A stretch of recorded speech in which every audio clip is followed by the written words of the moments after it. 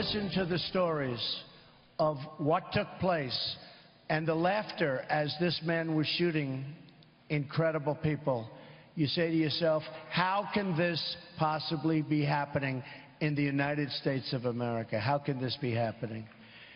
And we have to be tough, and we have to be smart, and we have to be vigilant. It's going to happen again and again and again.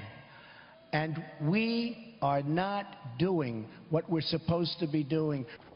That was presumptive GOP presidential nominee Donald Trump earlier today talking about the rising threat of ISIS and radical Islam. Now, earlier I sat down with Donald Trump's sons, Don Jr. and Eric, and I asked them both about the Orlando terror attack and their father's campaign. Let's take a look. Good to see you guys. Good to be with you. All right. So we have this tragedy in Orlando, and it seems that it is now brought to the forefront of the debate in the country in terms of presidential politics. You got the refugee issue with Syrian refugees. You got the immigration issue of building the wall. You got the issue of energy independence and intelligence. Four of the key issues that your dad has brought up in the course of this campaign. How big does this now become? Listen, it's big. What we've shown is that the left's policies of coddling, their policy of appeasement, it doesn't work. You're not going to hug these guys into submission. You're not going to get them to stop doing what they're doing. They're sociopaths, and you have to deal with them accordingly. The only thing they understand is force. And I hope that people realize this. I mean, because it's such a shame that it takes a tragedy like this for people to realize that these are never going to be good people. These extremists are never going to be good people. They're always going to be out there trying to kill you. You think about this. I said earlier this week that I think your dad was responsible for shaming Hillary Clinton into finally saying radical Islamic terrorism. But think about this. For the better part of the last 8 years, it has been called workplace violence, overseas contingency operations, man-caused disasters, anything but what it really is. Without question. But how many more of these do you need to go through, right? We went through 9/11. We went through California. You know, now we have Orlando. Chattanooga, Boston. I mean, there's Belgium, Paris. And not to mention Benghazi and so many others. I mean, how many more of these do we have to go through before they say the words radical Islamic terrorism? I mean, they're afraid to utter it. And you can't fight an enemy if you can't even call them by their name. And you know, this speaks to this whole narrative. I mean, I'm glad you mentioned the wall before and protecting our southern border. I'm glad you mentioned taking the oil.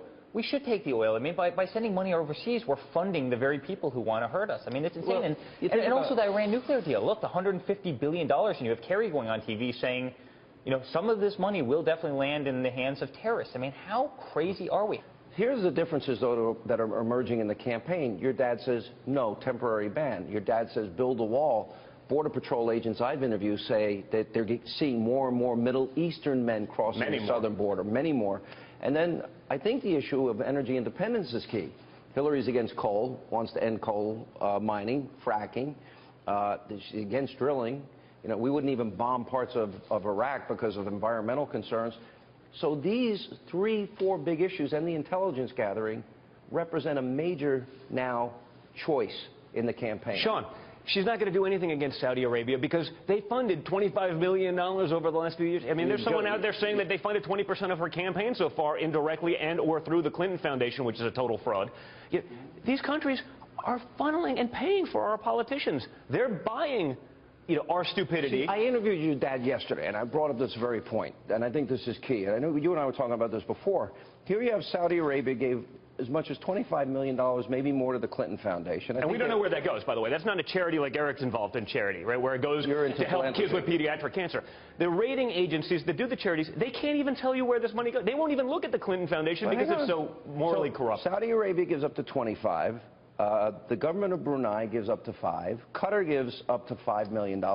By the way, you know how they have laws that allow the execution of gays and lesbians? Women in Saudi Arabia can't drive. Under Sharia law, she couldn't go there. She couldn't go into a hotel and use a bathroom in the lobby because they don't exist, because Sharia law doesn't allow that in so many of the properties. I mean, it's really, really, really sad. It's actually incredibly scary. I mean, they're buying political influence. Let me focus in, though, on the policies of Saudi Arabia, of the government of Brunei and Qatar and the UAE and Kuwait and Oman, because they practice Sharia, and women are told how to dress. Women must dress a certain way. In many countries can't drive under Sharia. They need 4 male eyewitnesses for rape. Men determine if they go to school. Men determine if they're allowed to work. In Saudi Arabia, a woman can't leave the house without a male's permission. And if a woman's raped, 4 male eyewitnesses. Now, she claims she's the champion of women's rights, but she took $25 million from that country and millions more from these other countries that practice Sharia. Gays in 8 countries, including many that donated to her, can be executed. She claims she's a champion of gay rights, women's rights. How can she accept the money from these countries and not criticize them? Did they buy her silence? Sean, $140 million buys a lot of silence. Okay, that's all it is. And that's what we've seen. Again, this isn't something that's happened over the last few years with the Clintons. I mean, these things have been going on for years. There's been smoke around everything that they've ever touched. Everything's been corrupt. It's the biggest example of big government corruption, paid influence. That's all they've done. They've made $141 million peddling influence in our government. When they came out of the White House, not a civil servant. When they came out of the White House, they said they were dead broke. That was the exact line. All right, 2001, they came out of the White House, they're dead broke. Now they're worth $200 million. I mean, what happened in that amount of time that somebody can be a government employee? They said they were dead broke, but they had $30 million in the bank. You know, because that's their version of dead broke. Between 2013 and 2015, just speeches alone, they made close to $60 million. While being government employee. And that's the part that's really disturbing to me. I'm certainly a capitalist. If you can go out and you can do well for yourself, fantastic. But if you're supposed to be representing the interests of the country, you wonder, my father's been talking about this better than anybody, about our awful trade deals. Well, it's not surprising that we have awful trade deals if countries like Saudi Arabia are giving private foundations that they have tens and tens of millions of dollars. I mean, it's not surprising that somebody hasn't come down on them very, very hard. I will tell you this, because this is now, believe it or not, my 30th year on radio. I look a lot younger, right? Yes. My 20th year on Fox, but every campaign is the same. The Democratic playbook.